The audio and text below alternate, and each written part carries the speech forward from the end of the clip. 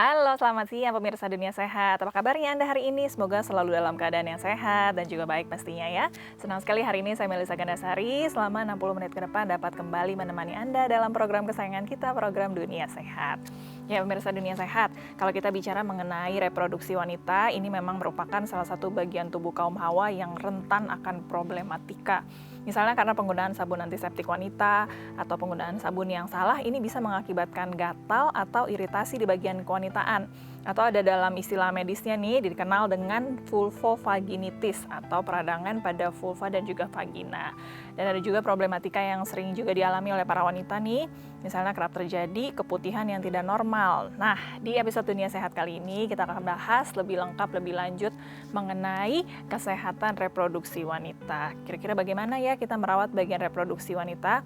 Lalu problem-problem apa saja nih yang bisa muncul jika kita tidak merawat kebersihan bagian kewanitaan kita. Dan saya juga mau mengundang bagi Anda pemirsa yang punya pertanyaan untuk dokter di sini, Anda bisa menghubungi kami di nomor telepon interaktif kami ada di 021 290 32644 atau kami tunggu mentionnya di Twitter kami ada di @ai_tv sertakan hashtagnya Dunia Sehat. Sebelum kita kenalan dengan dokternya, kita simak dulu yuk ada sekilas informasi berikut ini. Pemirsa Dunia Sehat, bagi kaum wanita, menjaga kesehatan organ intim menjadi hal yang sangat penting. Karena hal tersebut berkaitan dengan keturunan yang akan dihasilkan. Rentannya kesehatan kaum wanita terhadap berbagai jenis penyakit reproduksi membuat para wanita lebih berhati-hati dan selalu menjaga organ intim tersebut. Untuk menjaga sistem reproduksi tetap sehat, sangat penting untuk menjalani gaya hidup sehat yang meliputi makanan bergizi, olahraga teratur, dan penggunaan sabun serta pakaian dalam yang tepat. Ya, setiap komplikasi yang timbul dalam sistem reproduksi akan menyebabkan organ reproduksi rusak, ketidakseimbangan hormon, kesuburan, dan kesulitan kehamilan. Selain itu, jika kebersihan dan kesehatan reproduksi tidak dijaga, maka dampak buruk lain yang akan terjadi adalah timbulnya berbagai macam penyakit seperti infeksi virus, bakteri, dan jamur. Iya, pemirsa tadi sudah lihat ya sekilas sedikit informasi mengenai kesehatan reproduksi wanita. Saya juga mau mengingatkan pemirsa kembali, bagi Anda yang ingin tanya langsung kepada dokter di sini, Anda bisa menghubungi kami di 021 290 32644 atau kalau malu nih mau telepon langsung, bisa mention kami di Twitter kami ada di @ai_tv sertakan hashtagnya Dunia Sehat. Kita langsung kenalan yuk dengan dokternya hari ini. Ada Dr. Irmia Rahmiani, SPOG, spesialis kebidanan dan kandungan dari Rumah Sakit Mulia Ciledug. Halo, selamat siang dokter. Ya, selamat siang. Apa kabarnya nih hari ini? Baik. Sehat ya, waduh dokter Pinky cantik deh hari ini. Kita mau ngobrol soal kesehatan reproduksi wanita ya dokter ya. Nah sebelum kita masuk ke reproduksi, kalau kesehatan wanita sendiri itu meliputi apa saja sih dokter?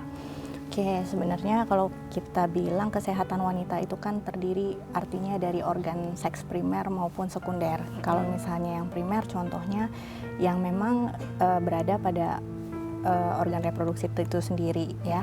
Misalnya contohnya mulai dari ovarium, kemudian saluran rahimnya ya, kemudian lengan rahim, kemudian liang sanggamanya gitu. Nah, di situ organ reproduksi yang satu yang penting kita jaga. Kemudian berikutnya ada lagi organ seks sekunder yang kita misalnya dari payudara ya. Untuk masalah payudara itu sendiri bisa dari pada saat kehamilan, persalinan, misalnya ada infeksi bendungan dari saluran air susunya, atau misalnya masalah tumor itu sendiri bisa jinak bisa ganas. Nah itu dari payudaranya sendiri. Kemudian ada juga dari pengaruh hormon. Yang akan mengakibatkan pembengkakan dari payudara, bahkan pada saat dia tidak hamil pun dapat menyebabkan pengeluaran dari air susu gitu. Nah untuk masalah organ reproduksi yang primer tadi banyak sekali masalahnya, mulai dari masalah hormonal kalau dia usia reproduksi, kemudian misalnya masalah infertilitas gitu ya, sulit punya anak gitu, kemudian atau misalnya permasalahan imbalance dari hormon, jadi haidnya nggak teratur gitu ya, ada gangguan siklus haid, atau permasalahannya kembali ke tumor, apakah jinak ataukah ganas yang meliputi atau terdapat dari seluruh organ reproduksi itu. Baik, jadi sebenarnya kesehatan wanita tuh kalau dibagi besarnya ada dua ya, yang primer dan yang sekunder. Kalau yang primer tuh di reproduksi, yang tadi di ovarium. Kalau yang sekundernya di bagian payudara ya, dan juga tadi meliputi seluruh hormon-hormonnya yang berhubungan dengan organ kewanitaan tadi ya, dokter ya. Baik. Nah, wanita-wanita sendiri kalau dibicarakan mengenai sistem reproduksinya, tadi yang ada yang primer dan sekunder, paling banyak mengalami gangguannya yang mana nih dokter? Sebenarnya tergantung dari segmen usia dari wanita tersebut. Misalnya pada saat wanita tersebut usianya katakanlah 25 atau 35, di mana hormonnya masih dominan untuk fungsi menstruasi. Misalnya kendalanya apa, dia nyeri haid misalnya, keputihan misalnya ya. Tapi kalau seandainya segmen yang lebih tinggi lagi, usia 40 tahun, mungkin bisa ke arah tumor gitu. Usia-usia yang sudah memasuki masa menopause gitu ya dokter ya. Masalahnya beda lagi tuh ya. Beda lagi gitu. Kalau yang memang sudah digariskan gitu ya, kalau lagi umur segini lagi harus reproduksi, harus punya anak. Permasalahannya seputar hormon-hormon. Kadang tumor yang pada saat usia reproduksi juga bisa terjadi, misalnya kayak macam tumor jinak, mioma gitu. Beda lagi tuh jenis tumornya juga ya, sesuai dengan umurnya berarti. Nah dokter, ini kan tadi kita bicaranya reproduksi ada yang primer dan yang sekunder ya. Kalau reproduksinya sendiri sebenarnya apa sih dokter artinya? Sebenarnya reproduksi itu sendiri kalau kita buka kamus ya, itu adalah suatu penciptaan dari suatu individu yang baru yang jenisnya sama seperti yang diciptakan sebelumnya. Ya, jadi proses atau entitas dari organisme yang hidup yang menciptakan individu yang baru dengan jenis yang sama gitu. Kalau arti definisinya begitu ya dokter ya. Kalau tadi ada yang organ seks primer dan sekunder, yang sekunder itu masuk organ reproduksi juga nggak dokter? Memang tidak ini sih, tapi masuk ke dalam kesehatan wanita yang tetap harus kita perhatikan. Tapi kalau yang reproduksi tadi yang primer tadi ya. Yang primer. Bagian-bagiannya apa saja dokter, boleh diulang lagi tuh?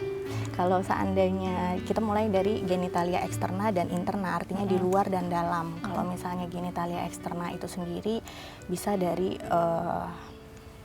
klitoris, maaf ya, maksudnya untuk organ seks, kemudian yang eksternal dari luar, kemudian ada mulut bibir rahim yang besarnya kita sebut sebagai labium mayora atau labium minora, kemudian untuk organ genitalia eksterna bagian dalam yang bisa kita dapatkan dari pemeriksaan dalam dengan inspekulo seperti itu contohnya misalnya vagina ya, liang sanggama, kemudian mulut rahim, kemudian rahimnya itu sendiri, kemudian lengan rahim, kemudian sel telur. Sel telur atau ovarium tadi ya dokter ya. Oke, jadi kita mau bicara soal kesehatan reproduksi wanita. Ini nih yang bakal kita bicarakan ya, yang primer tadi ya, mulai dari yang eksternal sampai yang ke dalam tadi ya. Nanti kita bahas lebih lanjut ya dokter ya. Kita sudah tahu nih mau ngebahas yang mana, kita harus jeda sebentar. Baik, pemirsa, kita masih akan bicarakan mengenai kesehatan reproduksi wanita. Tadi mungkin sudah dengar sedikit ya, sudah mulai tertarik nih bagi Anda mungkin para ibu, para remaja putri ya, yang punya anak remaja putri bisa langsung nonton nih mengenai kesehatan reproduksi wanita karena pastinya penting.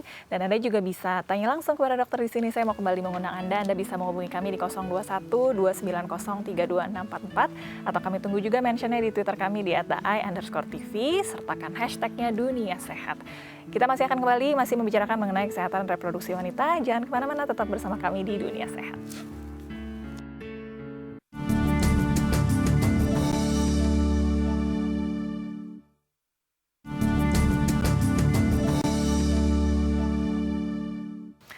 Anda kembali lagi di Dunia Sehat, pemirsa. Saat ini kita masih membahas mengenai kesehatan reproduksi wanita. Saya mau ingatkan lagi bagi pemirsa yang mau tanya-tanya langsung kepada dokter di sini, Anda bisa menghubungi kami di 021 290 32644 atau bisa juga mention di Twitter kami di @ai_tv, sertakan hashtagnya Dunia Sehat.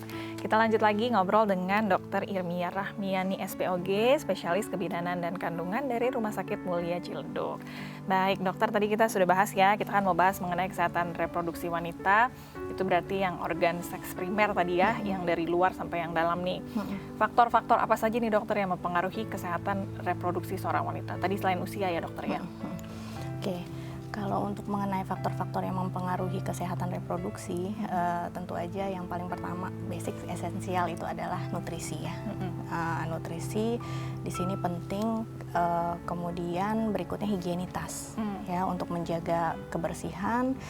Kemudian cuman di sini higienitas kadang kita berpikir harus dibersihin gitu ya. Cuman dibersihinnya itu seperti apa? Malah kalau dari dokter kandungan sebaiknya malah tidak menyarankan penggunaan sabun-sabunan untuk mencuci bilas vagina, karena yang flora normal di sana yang harusnya dia menghasilkan asam laktat untuk menjaga keasaman, malah akhirnya berubah pH-nya menjadi naik dan akan mudah didomplengi oleh kuman-kuman yang lain ya, seperti Gardnerella vaginalis, kemudian Trichomonas. Nah di situ dia akan lebih tinggi konsentrasi infeksi kuman-kumannya justru ya, gitu. Dok, ya. Kemudian selain itu kita tahu daya tahan tubuh ya. Daya tahan tubuh penting untuk kita jaga.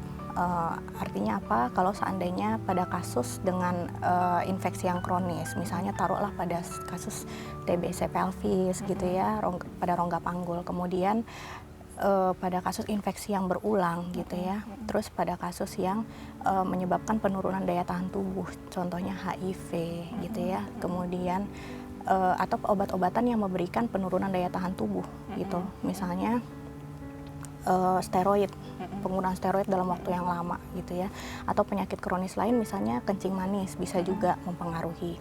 Kemudian kalau untuk masalah hormonal, wanita itu sebenarnya berpengaruh juga terhadap kesehatan organ reproduksi, karena kalau seandainya hormonalnya baik gitu ya, estrogennya masih tetap ada, artinya dia akan menstimulasi epitel dari vagina itu untuk menghasilkan asam laktat tadi, untuk menjaga agar pH vagina tetap di bawah 4,5 gitu. Tetap bersih dan higienis itu ya. Di sini kita permasalahannya kalau seandainya terjadi henti masa haid atau wanita pada menopause, nah itu sering tuh mengalami karena tidak ada proteksi alami tersebut, jadi mengalami bolak-balik keputihan gitu. Jadi kalau memang sudah menopause tidak haid lagi, itu tadi yang ada hubungannya dengan hormonalnya, Ya, makanya betul. jadi sering keputihan. Betul, karena pH itu. vaginanya sudah tidak ada lagi yang menjaga gitu. Oke. Dokter, kan kita bicara soal reproduksi, biasanya kalau perempuan atau wanita pertama kali menstruasi itu umur berapa sih, Dok? Yang paling tepat? Sebenarnya biasanya kita di bawah 15 tahun anggapan kita ya. Cuman karena seiring dengan peningkatan nutrisi yang baik, akhirnya menarche-nya itu menjadi lebih cepat. Justru kalau Bisa nutrisinya 9 baik, tahun justru terkadang. mensnya lebih menjadi awal. lebih awal Oke. akibat pengaruh hormon tersebut. Berakhirnya Jadi yang biasanya umumnya yang paling baik? umumnya berapa? biasanya di atas 50 tahun. 50 Tapi ya itu dia akibat polutan, rokok, pokoknya zat-zat kimia, radiasi, akhirnya seorang wanita tersebut mengalami habis cadangan sel telurnya, akhirnya dia malah berhenti haid lebih cepat daripada 50, atau genetik bisa juga menyebabkan seperti itu. Itu kalau kita menstruasi itu pengaruhnya dari hormon dan juga nutrisi berarti, Dok ya? Iya, Oke, berarti kalau tadi ada dari usia juga, sekarang karena ada banyak pengaruh faktornya, yang ada lain, polusi, penyakit ada gaya hidup. kronis, penggunaan obat dalam waktu lama. Jadi masa haid kita jadinya sudah berubah-ubah nih sekarang ya. Kalau dulu di atas 15, di atas 50 tahun, sekarang bisa lebih awal. Lebih awal. Menopause-nya juga lebih awal juga ya, dokter ya. Oke, baik. Nah, dokter, ini kan tadi dokter bicara ada faktor-faktor yang mempengaruhi organ reproduksi itu dari dalam, ada nutrisi, ada hormon, ada faktor penyakit kronik lainnya. Kalau yang dari luar higienitas ya. Kalau yang dari higienitas ini infeksi-infeksi apa saja nih yang mengancam organ reproduksi wanita? Yang paling sering dialami di wanita-wanita di Indonesia mungkin Di tepatnya. Indonesia, oke. Pertama kita harus tahu dulu fisiologis dari kita bilang cairan vagina yang keluar ya. Normalnya dia tidak sampai keluar membasahi celana dalam. Normalnya setidaknya dia hanya sepertiga bagian atas dari vagina yang ini. Terus sifat warnanya juga jernih gitu ya. Kemudian tidak berbau, tidak berwarna, tidak berbusa, kemudian tidak menyebabkan nyeri pada saat bersanggama gitu ya. Tapi kalau seandainya ada sifat seperti itu yang pada akhirnya memang masih normal fisiologis kita bilang, tapi menyebabkan banyak gitu ya di celana dalam staining misalnya, itu kadang terjadi pada kasus pada saat rangsangan seksual seorang wanita, kemudian pada saat ovulasi atau lagi masa subur gitu, kemudian pada saat dia lagi stres fisik, stres mental, bisa juga itu keluar, tapi tetap sifatnya tidak banyak ya sampai berwarna, berlimpah, tidak berbau. berwarna, tidak berbau, tidak berbusa, tidak menyebabkan rasa terbakar, nyeri. Dan Nah, juga gatal gitu dokter ya artinya kalau sudah ada keluhan kemungkinan itu sudah yang patologis Oke. keputihannya. Fungsinya sendiri cairan dari vagina ini apa sih dokter sebenarnya, dia ada di dalam organ reproduksi wanita? Ya sebenarnya itu berguna untuk rangsangan seksual satu, kemudian penghantaran dari sperma itu sendiri penting juga untuk masuk ke dalam akibat Telur. dari Oke. ke dalam rahim ya. Sperma itu sendiri transport dibantu dari kekentalan dari serviknya itu. Kalau misalnya pada masa subur terkadang kita lebih cair gitu ya, cair sekret vaginanya itu untuk memudahkan agar sperma bisa penetrasi masuk ke dalam rahim. Tapi kalau dengan penggunaan kontrasepsi mungkin agak melenceng sedikit. Penggunaan kontrasepsi menjadi lebih kental, menjadi lebih susah untuk ditembus oleh sperma itu sendiri. Oh, begitu. Gitu. Jadi mencegah terjadinya konsepsi ya, prinsipnya gitu. Oke, jadi sebenarnya memang cairan vagina ini sebenarnya dibutuhkan memang untuk reproduksi ya dokter ya, untuk membantu bagaimana si sperma itu bisa masuk ke sel telur pada akhirnya. Tapi kalau tadi sudah ada masalah berwarna, berbau, dan juga menimbulkan rasa perih dan sebagainya, ini pasti sudah ada yang salah begitu Iya, ya. betul. Nanti kita bicara lagi nih ya mengenai kebutuhan yang tidak normal nih, mungkin banyak wanita juga yang mengalami. Baik, pemirsa, kita masih akan bicara lagi nih mengenai kesehatan reproduksi wanita. Bagi Anda juga yang punya pertanyaan untuk dokter, setelah ini saya akan angkat telepon Anda. Anda bisa menghubungi kami di 0212903244 atau kami tunggu mentionnya di Twitter kami di @ai_tv, sertakan hashtagnya Dunia Sehat. Kita harus jeda sebentar, tapi sebelumnya saya punya info sehat, makanan sehat yang dibutuhkan wanita. Ini dia. Pemirsa Dunia Sehat, pria Itu dan copot wanita tidak dorongan. hanya memiliki perbedaan fisik semata, namun juga memiliki perbedaan terhadap apa yang dikonsumsi dan dibutuhkan pada tubuhnya. Berikut ini beberapa makanan sehat yang dibutuhkan wanita. Buah beri. Buah beri seperti raspberry, cranberry, blueberry, dan strawberry merupakan makanan yang baik bagi wanita. Buah-buahan ini dapat melindungi tubuh Anda dengan adanya kandungan nutrisi anti kanker yang kuat di dalamnya dan dapat memperbaiki sel-sel tubuh. Buah beri mengandung vitamin C dan asam folat yang tinggi, serta dikemas dengan antioksidan yang kuat. Yogurt. Makanan yang satu ini sangat baik dikonsumsi oleh wanita karena dapat mengurangi resiko kanker payudara.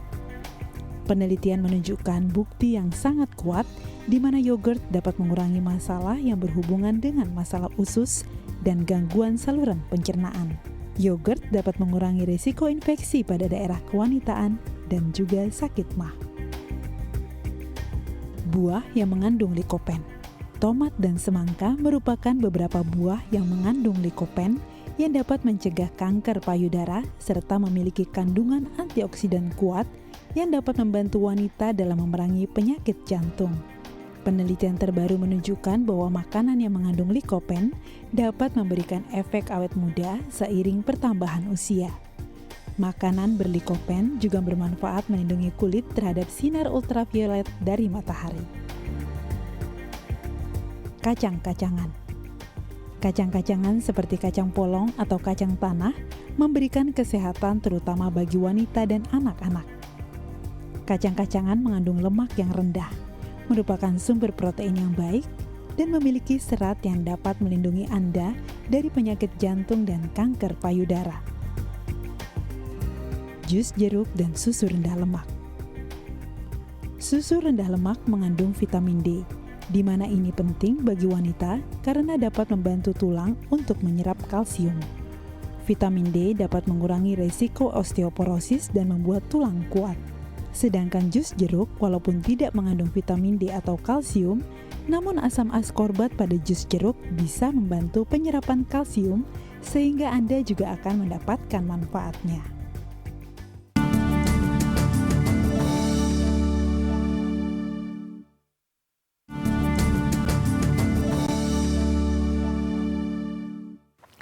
Iya, nah kembali lagi di Dunia Sehat pemirsa, kita masih membahas mengenai kesehatan reproduksi wanita. Bagi Anda yang punya pertanyaan kepada dokter, Anda bisa langsung menghubungi kami di 021 290 32644 atau kami tunggu mentionnya di Twitter kami di @daai_tv sertakan hashtagnya Dunia Sehat.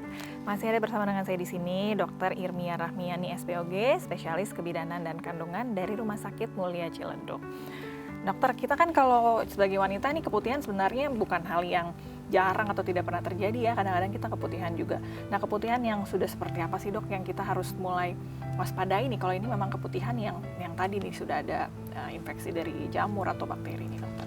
Oke.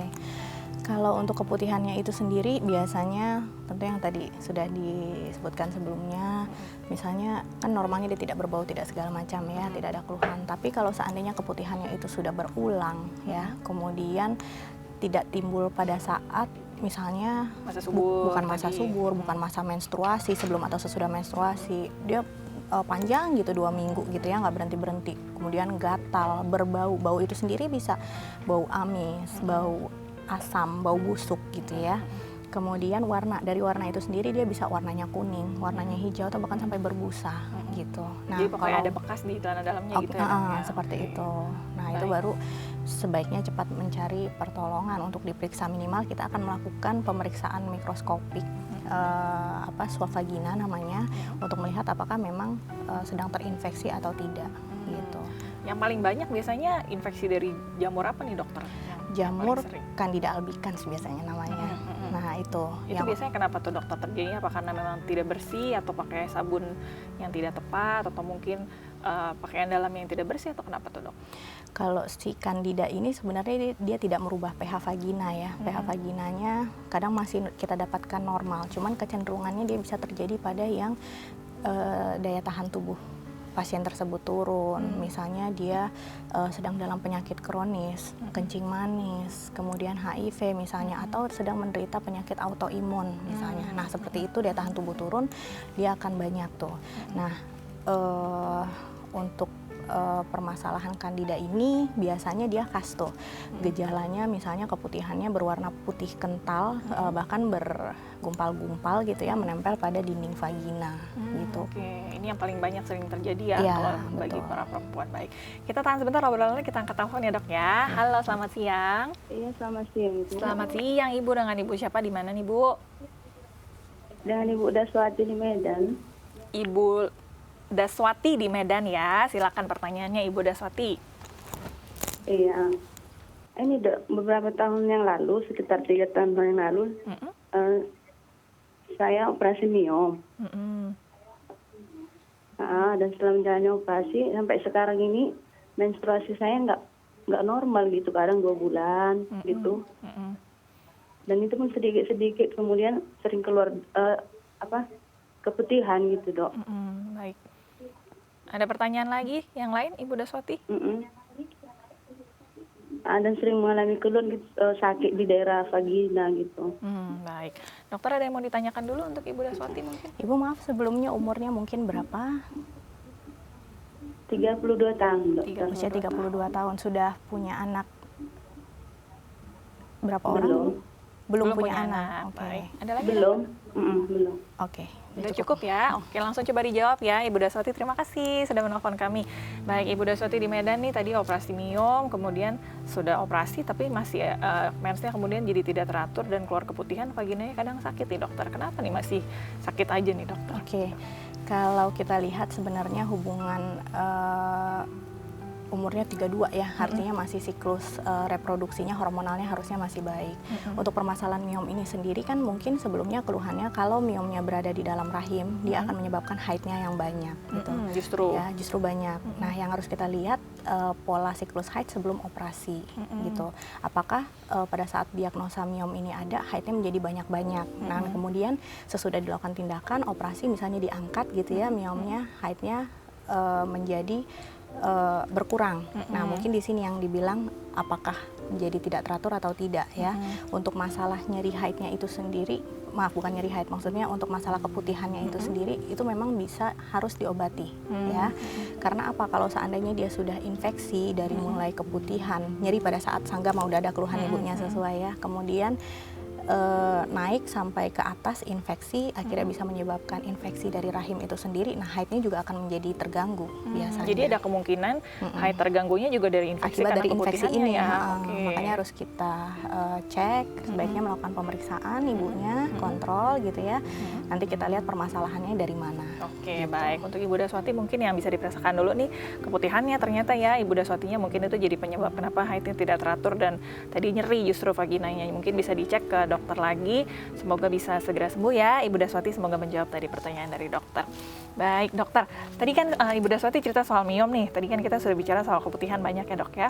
Kita mau masuk ke yang lebih dalam nih, internalnya yang di dalam organ reproduksi. Kita sering dengar miom dan kista ya dok ya. Itu kenapa sih bisa ada miom dan kista di organ reproduksi kita dok? Bedanya apa tuh dok kalau miom sama kista? Beda. Kalau seandainya miom itu biasanya yang mengenai otot dari rahim itu sendiri, ya. Bisa juga mengenai mukosa, maksudnya bagian dalam ya, miom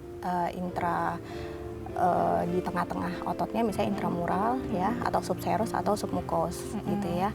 Nah, untuk masalah etiologi pasti kenapa miom memang belum 100% sudah kita tahu gitu. Cuman kita hanya menduga-duga faktor keturunan ya, misalnya bakat artinya ya. Kemudian artinya biasanya kalau miom itu dari hormonal. Miom ini akan mengenai wanita usia reproduksi yang hormonnya masih aktif bagus ya. Bagus. Tapi kalau seandainya dia sudah menopause, harusnya miom ini sendiri juga akan tertekan dan mengecil. Dia gitu. tuh daging atau gumpalan darah atau apa sih dok? Daging. Nah daging. itu kalau untuk yang miomnya ya. Kalau untuk kista biasanya bisa kita temukan di indung telur. Justru di indung telur. Beda tempatnya ya dok? Beda ya? tempatnya. Bisa salah satunya akibat sel telur yang tidak pecah-pecah. Makin lama dia membesar, kan harusnya normal setiap siklus haid dia akan pecah gitu ya. Atau dikatakan bisa karena permasalahan yang lain, radiasi atau yang lainnya. Oke. Kalau kista ini bentuknya daging juga dok? Dia bentuknya seperti ada kapsul, isinya cairan. Bisa kalau itu. dia cairan kalau kista ya. Oke. Makanya pada saat perabaan kita ngerabanya kistik cairan gitu. Oh gitu.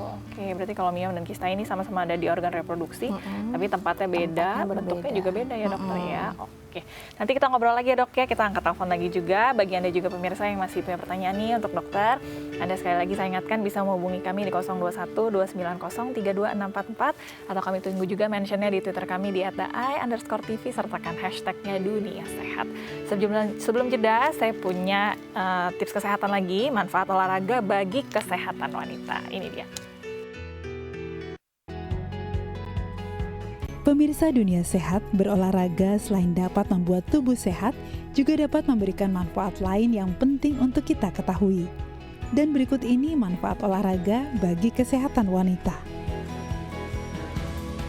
Menambah energi.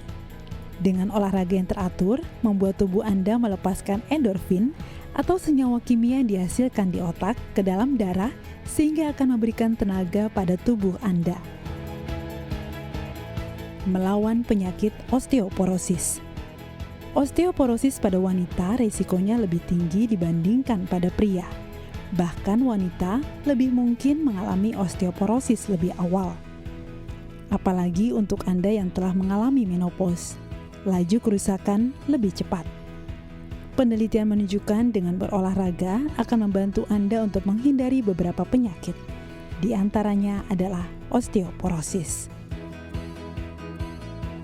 Membantu menjaga berat badan ideal. Melakukan olahraga dengan konsisten akan membantu otot membakar kalori.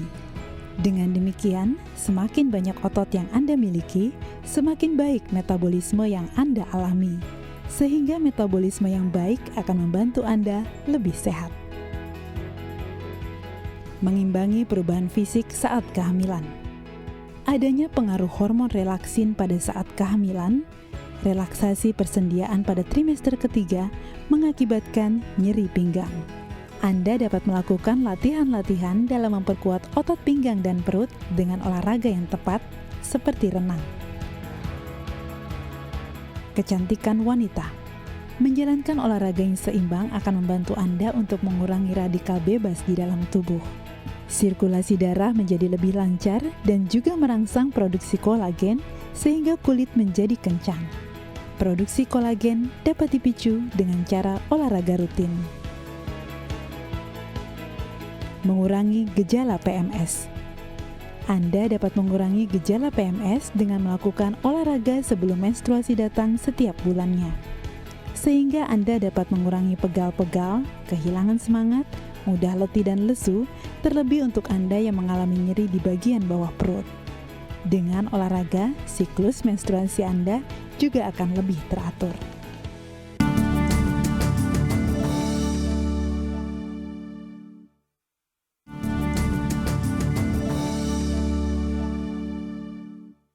Kembali lagi di Dunia Sehat pemirsa, kita masih membicarakan mengenai kesehatan reproduksi wanita. Saya juga kembali mengundang Anda, bagi Anda yang masih punya pertanyaan untuk dokter di sini, Anda bisa menghubungi kami di 0212903244 atau kami tunggu mentionnya di Twitter kami di @daai_tv, sertakan hashtagnya Dunia Sehat. Kita lanjut lagi ngobrol dengan Dr. Irmia Rahmiani SPOG, spesialis kebidanan dan kandungan dari Rumah Sakit Mulia Ciledug. Dokter, tadi kita bicara banyak ya mengenai infeksi-infeksi yang bisa terjadi di organ yang luar, yang reproduksi luar, dan juga yang dalam. Tadi kita sempat sebut ada miom dan juga kista ya dok ya. Kita balik lagi sedikit soal keputihan ya dok ya. Okay. Kalau keputihan ini tidak diobati kemudian didiamkan saja walaupun dia sudah berbau dan juga gatal, komplikasi yang bisa terjadi apa nih dokter? Kalau seandainya keputihan itu sendiri dibiarkan tanpa terapi ya, dia bisa komplikasinya ascending, menjalar sampai ke atas. Menjalar sampai ke atas ini misalnya menjadi infeksi pada endometrium atau rahim ya, kemudian naik lagi ke atas bisa menginfeksi dari lengan rahim atau saluran tuba, saluran indung telur ya, kita sebut sebagai salpingitis. Kemudian kalau akhirnya dia naik lagi menjadi bentuk abses pada ovariumnya dan tubanya menjadi kita sebut sebagai tubuh ovarial abses gitu. Itu bisa jadi tumor, jadi apa tuh? Memang itu isinya cairan tapi isinya nanah akibat infeksi proses radang tersebut gitu. Pada akhirnya sistem reproduksi juga jadi terganggu. Pasti akan terganggu, ya? akan terjadi perlengketan. Seorang wanita tersebut akan kemungkinan menderita sulit punya anak atau infertilitas gitu. Kalau sudah lengket agak sulit itu biasanya. Berarti dimulai dari keputihan yang dari bawah ya dok ya. Bisa sampai menyebabkan kita jadi infertilitas mungkin Betul. ya. Kita tahan lagi dok ya, kita angkat telepon lagi nih. Halo, selamat siang. Ya, Halo, selamat siang Ibu, dengan Ibu siapa, di mana nih Bu? Ibu Tia, Ibu Tia di mana Ibu Tia? di BSD. Di BSD, silakan mau tanya apa nih ke dokter? Iya, saya kan 3 kali Ibu ya. Sudah 3 kali Terus putus ya. ya kehamilan tadi. Kalau sampai nah, Ibu hamil 3 atau 4 bulan, sering keluar flek ya Ibu Tia ya? iya, Iya. iya. Jadi mau tanyakan apa ya kok Ibu? Oke, baik. Baik, sinyalnya sepertinya kurang baik ya. Dokter ada pertanyaan tadi soal itu Saya aja kurang sih. mendengar, mungkin bisa tolong diulang Mbak Mel. Tadi kira-kira ibunya hamil 3-4 bulan, tapi sering keluar flek, kira-kira kenapa? Oh gitu, oke. Ini Langsung anak dijawab bisa ya, soalnya Oh, sudah udah terputus mati, nih, dokter. oke. Kita Ya coba deh. jawab sebisanya Dengan ya, informasi Ibu Tia ya. seadanya. Bagaimana nih dokter? Oke, pertama kalau mungkin saya perlu nanya, ini sebelumnya pernah ada keluhan seperti ini nggak? Atau ini yang pertama kali gitu? Atau ini sudah menjadi habitualis yang kesekian, mau lebih dari yang 3 kali ya? Kalau untuk masalah berarti kalau 3-4 bulan di bawah dari 20 minggu, artinya masuk ke kategori abortus, keguguran ya, keguguran yang mengancam. Nah di sini permasalahan faktor keguguran itu banyak sekali ya. Permasalahannya bisa dari infeksi, memang paling besar. Yang selain itu kelainan bawaan dari janinnya, kelainan kromosom ya. Kemudian selain itu apakah ada misalnya kelemahan dari mulut rahimnya itu sendiri. Tapi kalau kelemahan mulut rahim biasanya memang sudah di trimester kedua akhir gitu terjadinya ya. Jadi harus kita lihat, biasanya yang paling simpel ya akibat keputihan itu kadang Justru ada infeksi. Jadi akibat dari infeksi memicu hormon, akhirnya terkeluar prostaglandin, kontraksi gitu. Oke, akhirnya karena sulit memang dipertahankan. hamil trimester pertama tuh masih rentan ya dok ya, Rentan. kalau kena infeksi sedikit, jadi kemudian bisa jadi flat, Iya. mungkin itu bisa keguguran. ya, Dan dok, ya. mungkin kalau seandainya ini terjadi pada awal kehamilan sekali gitu ya, misalnya di bawah 8 minggu, itu bisa juga kita pikirkan ke arah kurangnya hormon untuk relaksasi dari uterusnya, hormon untuk mempertahankan progesteron gitu. Oke, baik. Kalau memang masih kecil mungkin bisa kita berikan obat-obatan Penguat kandungan begitu biasanya. penahan dok, ya? kandungan seperti itu. Tapi kalau memang nanti coba diperiksa apakah memang ada keputihannya, itu diobatin sembuh, biasanya bisa dilanjutkan Baik-baik aja ya. kehamilannya. Oke, baik. Ibu Tia berarti bisa langsung dikonsultasikan nih ke dokternya, mungkin dicari penyebabnya kenapa ya Iya. ada flek-fleknya keluar. Tadi sudah disebutkan beberapa pilihan nih dari dokter, mungkin kemungkinan yang terjadi diberikan obat yang paling tepat sehingga bisa dipertahankan Iya, semoga ya betul. kandungannya dan hilang tadi flek-fleknya. Kita angkat satu telepon lagi ya dokter ya. Halo, selamat siang. Halo, selamat siang. Selamat siang Ibu, dengan Ibu siapa di mana nih Bu? Iya, ini Bu Ina dari Surabaya. Ibu Ina di Surabaya, silakan mau tanya apa ke Iya. dokter Bu? Iya. Iya. Diperkirakan sekitar 1 tahun saya telah operasi kanker serviks. Mm-mm. Iya. Tapi masih stadium 1. Mm-mm. Nah, terus saya ingin mau tanya, bagaimana untuk pencegahan selanjutnya? Dan yang kedua, makanan-makanan apa yang mungkin bisa untuk menghambat atau mungkin untuk menyembuhkan gitu ya. Oke, baik. Nah, Untuk dan- menghindari terulang lagi ya, terus Ibu ya. Mm-mm. berikut, iya. Terus apakah kemungkinan juga nanti bisa kambuh kembali gitu? Oke, baik. Ada yang mau ditanyakan dulu, Terima dokter? kasih. Sebelumnya mungkin tindakan operasi yang sudah dilakukan, apakah Waduh, diputus sama ibunya. Kita coba jawab lagi deh ya, Iya. Ibu ya. Baik, ini 1 tahun yang lalu sudah operasi kanker serviks. Tadi walaupun tidak tahu nih Iya, iya, operasi iya. tindakannya apa, tapi setelah itu bagaimana supaya tidak kambuh lagi nih dokter? Ada makanan-makanan yang harus dikonsumsi atau seperti apa? Oke. nih, dok? Kalau untuk permasalahan sudah terdiagnosa kanker serviks stadium 1, artinya sudah, saya mungkin tadi masih kurang info, 1A apa 1B. Mungkin kita harus lihat apakah stadiumnya 1A, 1B ya.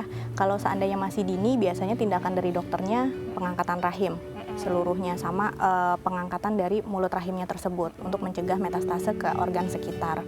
Kalau sudah diangkat tidak bisa kambuh lagi ya, dok ya? Nah, cuman terkadang penyebaran dari kanker ini terkadang bisa sampai ke kelenjar getah bening. Nah, dari sana resikonya yang kita khawatirkan. Untuk permasalahan kalau terdiagnosa kanker ini mungkin kita di sini tidak bicara lagi angka kesembuhan mungkin ya, mungkin ke arah angka harapan hidup untuk 5 tahun ke depan ya.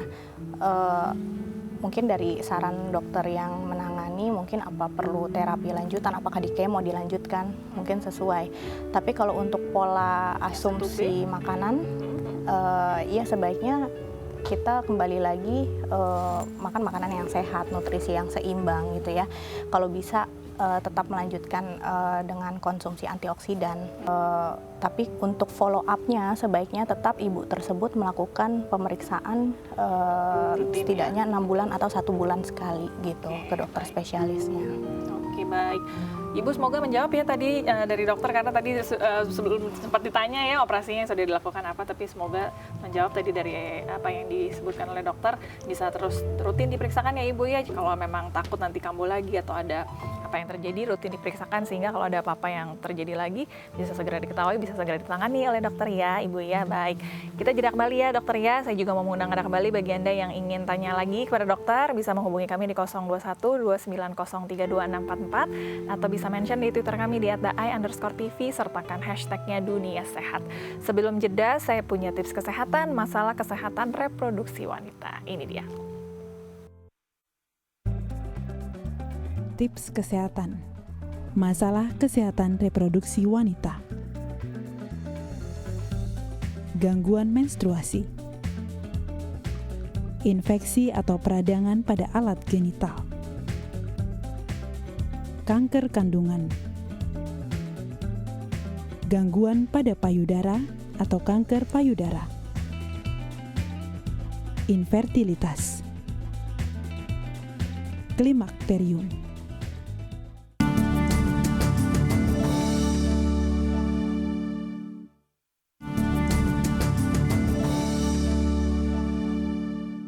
Terima kasih pemirsa, Anda masih bersama dengan kami di Dunia Sehat. Kita masih bicara mengenai kesehatan reproduksi wanita. Kita langsung lanjut lagi ya, ngobrol dengan Dr. Irmia Rahmiani SPOG, spesialis kebidanan dan kandungan dari Rumah Sakit Mulia Ciledug. Dokter, kita sudah bicara banyak nih ya mengenai kesehatan, masalah penyakitnya, kemudian tadi komplikasinya. Kita masuk ke pengobatannya, dokter ya. Tadi kalau memang sudah keputihan yang tidak normal, apa yang harus dilakukan pengobatannya itu, dokter? Oke. Pertama kali tentu yang harus kita cari penyebab dari keputihannya itu sendiri. Penyebabnya macam-macam, bisa dari jamur, bisa dari virus, bisa dari bakteri, ya, atau bisa dari parasit atau protozoa, ya. Biasanya kita bisa menilai secara klinis gitu ya, kalau seandainya sifat keputihannya seperti ini, ke arah mana kemungkinan keputihannya. Biasanya kita akan bisa melakukan pengobatan terlebih dahulu gitu sebelum menunggu hasil hasil swab dari vagina tersebut. Tapi memang sesudah kita berikan antibiotik yang spektrum luas, misalnya kalau penyebabnya bakteri, ya, atau kalau virus misalnya kita meningkatkan daya tahan tubuh, atau kalau misalnya seandainya protozoa bisa kita berikan obat anti protozoanya misalnya metronidazole gitu, parasit ya, atau misalnya cuman yang dikhawatirkan ada satu penyebabnya yang klamidia. Nah, klamidia ini memang gejalanya tuh mungkin hampir tidak ada, tapi resiko perlengketannya itu besar gitu. Jadi dari klamidia ini yang diserang mulut rahim bagian dalam dan dia bisa cepat naik sampai ke atas gitu. Oke, itu tidak ada gejala yang jelasnya ya? Tidak ada gejala yang jelas. Yang biasanya menyerang mulut rahim bagian dalam ya antara klamidia sama penyakit gonore. Nah, di situ kedua itu ya. Itu sudah penyakit menular seksual ya, kalau itu ya, Dok ya. Kalau dari itu kan pengobatan yang dilakukan dari dokter. Kalau yang dari gaya hidupnya sendiri, Dok, misalnya yang tepat tuh kita seperti apa sih? Kita basuh dengan air atau harus kita lap lagi? Seperti apa sih, Dok, kalau yang paling benar tuh? Ya, sebenarnya kadang edukasi untuk maaf mungkin ya harus saya sebutkan cebok ya, cuci bilas vagina gitu ya. Kalau seandainya sudah selesai berkemih, buang air besar gitu, sebaiknya kita membasuhnya dimulai dari depan ke belakang, jangan dimulai dari belakang ke depan, karena yang bakteri yang Escherichia coli biasa ada di anus, nanti dia akan ikut terbawa ke depan, malah akhirnya akan menginfeksi jadinya. Bukan sedikit juga angka kejadian keputihan akibat dari situ. Salah gitu. cebok kemudian ya, Dok ya. Salah. Kemudian jangan dibiarkan lembab ya, tentu saja mengganti celana dalam mungkin lebih sering, menggunakan celana dalam yang berbahan katun gitu ya. Kemudian jangan sembarangan pakai sabun tadi, Dok ya. Jangan sembarangan pakai sabun satu lagi, karena bisa mengakibatkan perubahan pH yang normal flora vagina tersebut. Selain itu sebaiknya juga jangan menggunakan fasilitas umum yang dipakai bersama. Contohnya misalnya Mbak Meli mungkin suka fitness, misalnya handuk gitu ya. Kadang kita tidak tahu bagaimana cara pencuciannya bagaimana ya. Oke, baik. Kita tahan kolam lagi renang satu lagi mungkin. Kolam renang, betul. Kita tahan sebentar obrolannya, kita angkat telepon ya, Dok ya. Halo, selamat siang. Dengan Ibu siapa di mana nih, Bu? Ibu Asmawati. Ibu Asmawati di mana, Ibu? Di Rangkas. Di Rangkas, Di betul. Rangkas. Silakan pertanyaannya, Ibu Di Rangkas Ismawati. gitu ya. Iya. Iya, saya umurnya 41 tahun, Bu. Cuman ini saya kalau lagi datang head, kadang 4 bulan baru dapat. Kadang 5 bulan, kadang nggak sama sekali, kadang 2 bulan baru dapat lagi. Itu kenapa ya, Dok ya? Oke. Haidnya tidak teratur ya, Ibu Ismawati. Ada Kalau boleh pertanyaan, tahu, Iya. Bu Ismawati apa menggunakan suntik KB atau pil? KB-nya seperti apa nih, Ibu? Saya udah 11 tahun nggak KB. 3 tahun. tidak KB. 11 tahun. 11 tahun. Nggak pakai. Putra saya 2. Putra saya 2, saya pengen hamil waktu umur 30. Sampai sekarang saya 41 menunggu hamil, Belum juga. Belum bisa saya lagi nggak ya. tahu udah 12 tahun. Atau mungkin kalau boleh tahu berat badan dan tinggi badan, Bu. Ismawati berapa, Bu? Ismawati berapa? Saya 59. Dengan tinggi badan? Tinggi badannya? Tinggi badan berapa? Lupa. Nggak inget ya, Ibu ya. Baik. Iya. Oke. Sudah nggak cukup, apa-apa. Dokter Boleh. ya. Terima kasih ya, Dok ya. Langsung coba Iya, dijawab ya, sama-sama, Ibu Ibu. Ismawati. Baik, ini Ibu Ismawati sudah menopause 1 tahun. Belum itu dia? Belum menopause, cuman menopause. haidnya suka Haidnya tidak lama-lama, teratur katanya. 41 Kenapa tahun. tuh, Dokter? Umurnya mungkin kalau kita lihat dari umur ya, sudah mulai mau menjelang ke arah menopause, seperti itu. Biasanya kalau udah mau menjelang menopause nih memang haidnya kembali bermasalah, sama seperti pada saat mau haid. Jadi pematangan sel telurnya memang tidak baik gitu. Jadi lebih lama, nggak datang-datang gitu ya. atau mungkin ada permasalahan tinggi badan, mungkin nggak tahu ya, mungkin pada kasus yang dengan berat badan yang berlebih, yang gemuk, di mana lemaknya banyak misalnya ya, kemudian pada akhirnya itu akan merangsang perubahan menjadi dominan hormon androgen. Nah, di sana akan menyebabkan pematangan dari sel telur tersebut menjadi lama. Sulit ya. Nah, tidak matang-matang. Jadi 3 bulan baru dapat, baru haid gitu, 4 bulan baru haid, karena fase folikulernya menjadi panjang gitu. Kemudian pada saat akhirnya dia misalnya karena akibat kekurangan dari hormon progesteron yang tidak keluar-keluar, akhirnya dia baru luruh, tapi sebenarnya dia masih tebal gitu. Memang itu kembali mungkin lagi jadi penyebabnya juga kenapa 11 tahun ini berusaha untuk punya anak sulit. ketiga tadi Nah, jadi sulit juga ya, mungkin Dok, ya? akibat permasalahan ovulasinya yang kurang baik. Seperti Baik. itu. Jadi bisa diperiksakan langsung ke dokter Diperiksakan, supaya diketahui ya kenapa ha-ha. penyebabnya nih, ovulasinya mungkin tadi yang sulit matang Iya. sehingga sulit haid dan sulit punya anak akan pada akhirnya Iya, ya. seperti Semoga ditemukan penyebabnya sehingga tadi mindsetnya bisa teratur, bahkan mungkin bisa punya anak lagi ya Ibu Wismawati ya. Baik, dokter terakhir nih mungkin secara singkat ada tips terkait dengan kesehatan reproduksi wanita nih. Oke, untuk masalah reproduksi wanita yang penting kan menjaga kesehatannya kan. Bagaimana caranya mempunyai pendidikan yang cukup untuk bagaimana menjaga kebersihan ya. Kemudian nutrisi yang seimbang itu wajib. Kemudian setelah itu screening ya, untuk kalau memang ada keluhan segera periksakan ke dokter. Tapi kalau seandainya untuk masalah kanker-kankeran yang kita khawatirkan karena sampai sekarang obatnya masih belum ada, hanya terapi untuk memperbaiki hidupnya paling ya. Nah, itu memang kita harus screening Rutin, lebih ya? dini. Misalnya kalau tumor payudara, sebaiknya bisa kita lakukan pemeriksaan sadari, periksa payudara sendiri. Kalau seandainya untuk pemeriksaan serviks, bisa kita lakukan secara rutin 1-3 tahun sekali, tergantung faktor resikonya. Apakah perlu dilakukan pap smear atau tidak, atau tes IVA yang paling biasanya di puskesmas juga ada tes IVA. Baik, karena untuk kesehatan reproduksi wanita ini berhubungan dengan organ reproduksinya Tentu ya, kalau Dok, ya? seandainya tidak dijaga, ya itu dia, fungsi reproduksinya tidak akan baik gitu. Baik, padahal sebagai wanita pasti pengen punya anak ya. Pasti. Baik, terima kasih banyak ya dokter ya, Iya, sudah sama-sama, menjelaskan Mbak dengan Melisa. seru nih hari ini ya. Semoga jadi pengetahuan baru bagi pemirsa di rumah. Baik, terima kasih juga bagi Anda para pemirsa Dunia Sehat yang sudah berpartisipasi, sudah menelpon kami di sini. Mohon maaf bagi Anda mungkin yang sudah menelpon tapi belum sempat kami angkat ya. Mungkin bisa coba di kesempatan berikutnya di topik lainnya. Tapi kami masih menunggu kritik dan saran dari Anda. Anda bisa mengirimkannya ke kami melalui SMS di 088981005000 atau kami tunggu lewat Twitter kami di @daai_TV sertakan hashtagnya Dunia Sehat dan bergabung juga di Facebook kami di Dunia Sehat Daai TV. Akhir kata saya Melisa Gendasari pamit undur diri. Terima kasih atas kebersamaan Anda. Selamat lanjutkan aktivitas. Sampai jumpa dan salam sehat.